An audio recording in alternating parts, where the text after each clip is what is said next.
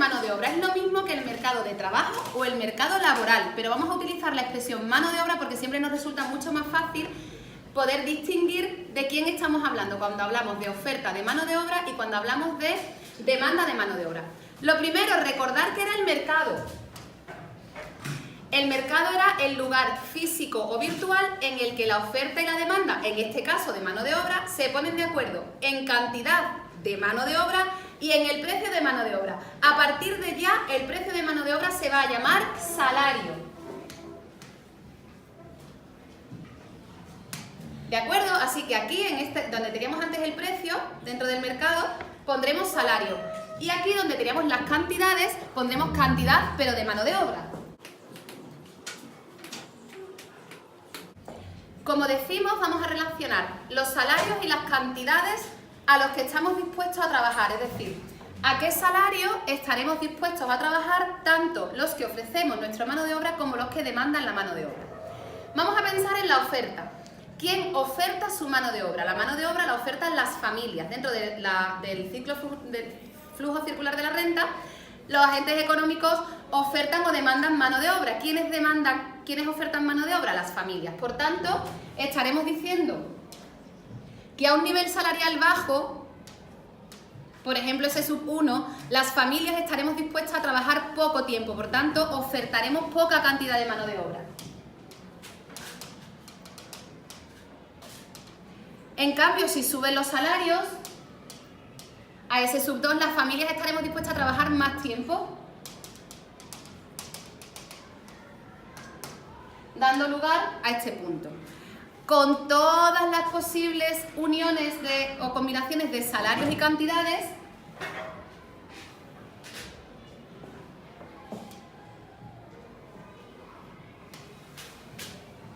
podremos dibujar la oferta de mano de obra. Y siempre tendremos en cuenta que quienes ofertan la mano de obra son las familias.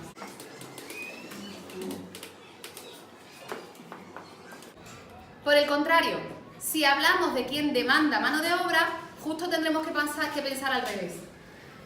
A un nivel reducido de salarios, las empresas estarán dispuestas a tener a nivel reducido, a tener una cantidad elevada.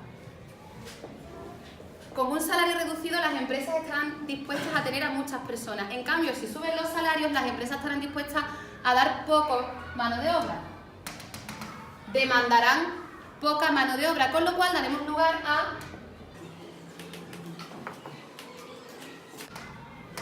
esta función de demanda de mano de obra y tenemos en cuenta que estamos hablando de las empresas. El mercado decíamos que era el lugar físico o virtual en el que la oferta y la demanda se ponían de acuerdo. Y en este acuerdo tendremos el punto de equilibrio, que es la intersección entre ambas. Y dará lugar a una cantidad de mano de obra de equilibrio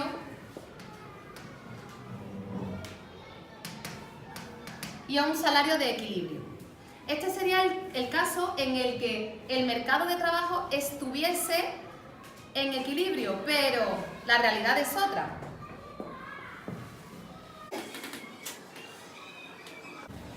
Vamos a suponer que tenemos una situación de desequilibrio en el que el gobierno, se trata de una economía que está intervenida, y el gobierno decide aumentar, incrementar, subir el salario mínimo interprofesional.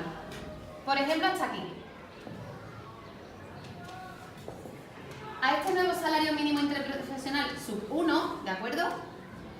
Ha subido. ¿A qué dará lugar? Dará lugar a dos nuevos puntos de cruce. El primero, sobre la demanda. Cantidad demandada sub 1. ¿De acuerdo?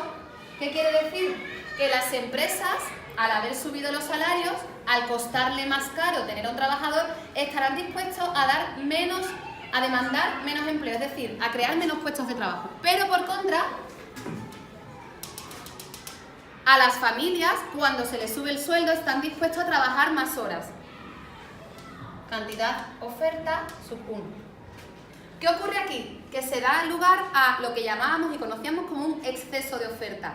Y ese exceso de oferta que se representará por todo esto, serán personas desempleadas en esa economía. Porque una persona desempleada es una persona en edad activa, mayor de 16, menor de 65, que busca trabajo de forma activa y que no lo encuentra. Todos estos son desempleados.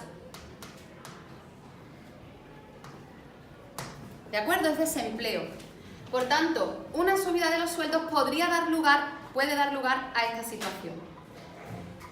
Todo este desempleo es lo mismo que el exceso de oferta, ¿vale? Ahora bien, ¿qué puede ocurrir también? Ya hemos visto el caso en el que sube el salario. ¿Cómo podríamos volver a tener una situación de equilibrio? O bien reduciendo el salario mínimo interprofesional, dejando que las empresas pagasen menos, pero evidentemente las personas, las familias, estaríamos en contra, ¿no? Porque nadie quiere trabajar por menos dinero. O bien esto puede dar lugar al mercado negro, a una economía que no esté dada de alta a una persona que está trabajando pero que no tiene contrato, porque para poder pagarle menos no se le hace un contrato porque el Estado no lo permite. O bien una persona que tenga un contrato de 4 horas pero que en realidad esté trabajando más tiempo, esté trabajando 8, con lo cual el salario es el que te dicen, pero la cantidad es mucho mayor. ¿De acuerdo? A estas cosas se pueden llegar a dar lugar.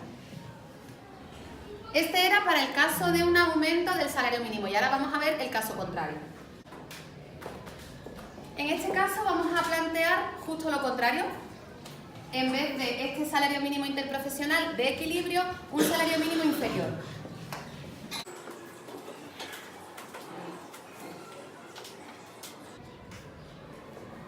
Si ese salario mínimo interprofesional, vamos a ponerle sub 2, desciende, podemos estar hablando bien dentro del mismo país, dentro de la misma economía, o bien a nivel global.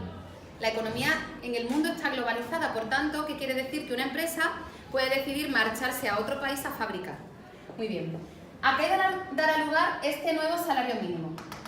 Aquí tendremos una cantidad de oferta sub 2, es decir, si bajan los sueldos, si bajan los salarios, las familias estaremos dispuestas a trabajar menos tiempo. Por tanto, estaremos aquí. En cambio, si bajan los salarios, la cantidad sobre la curva de demanda sub 2 será mayor. Las empresas, si bajan los salarios, estarán dispuestas a demandar más mano de obra, estarán dispuestas a crear más empleo y a dar trabajo a más personas. ¿Qué ocurrirá aquí? ¿Esto cómo se llama? Esto es que hay más puestos de trabajo a ese precio que personas están dispuestas a trabajar.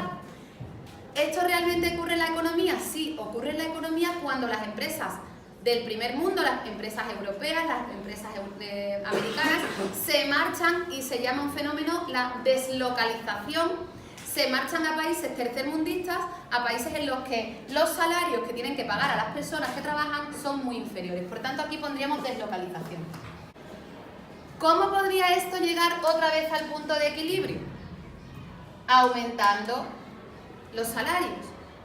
¿De acuerdo? Si se aumentase ese salario, volveríamos al punto de equilibrio. O bien con desplazamientos de la curva de oferta, en este caso, por aquí, o de la de demanda, por aquí.